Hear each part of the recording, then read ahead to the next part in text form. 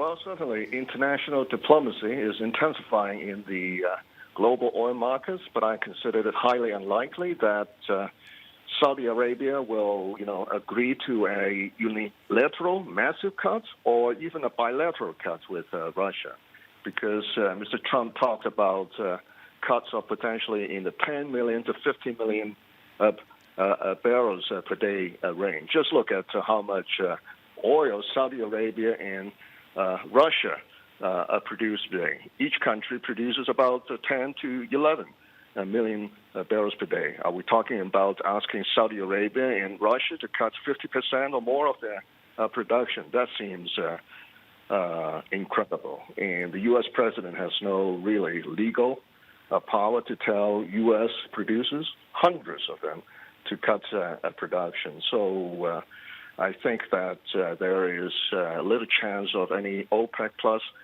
deal that's going to save the crude oil market from the attack of the COVID-19 virus. I think any talk of big cuts is probably too little, too late. Having said that, crude production cuts will happen. They will be forced by brutal free market forces. Right now, we are approaching the point that the world is running out of crude oil storage space. Crude oil production is still growing, but demand is collapsing.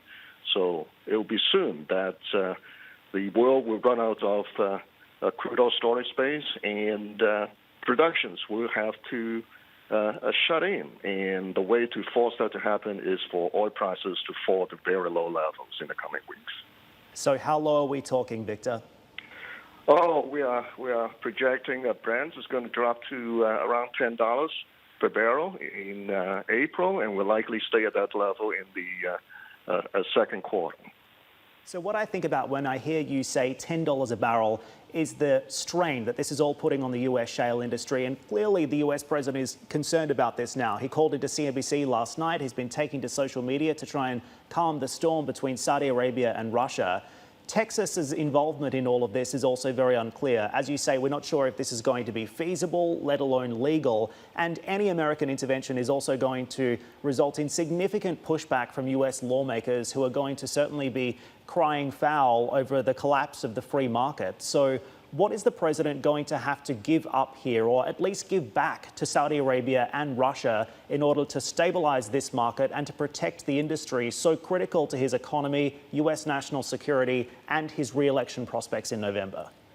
Well, technically, the individual states in the U.S. have regulatory control over oil production, and in the 70s, the Texas Railroad Commission did allocate production among producers. So theoretically possible, and given the fact that the oil surplus in the world is intensifying at light speed, and we are running out of storage space soon to get a coordinated cut, an international agreement among U.S., Saudi Arabia, and Russia to cut substantial amounts seems quite unlikely at this point. And there are no real signs that Saudi Arabia and Russia have agreed to put aside their differences and now manage crude oil supply in a coordinated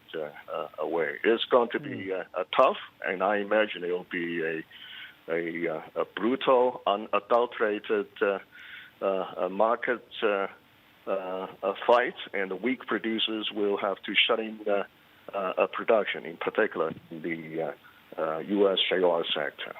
So, Victor, you are ultra bearish on this. It sounds like if your scenario rings true, we're going to see a full collapse of the US shale industry and oil prices are going to sink.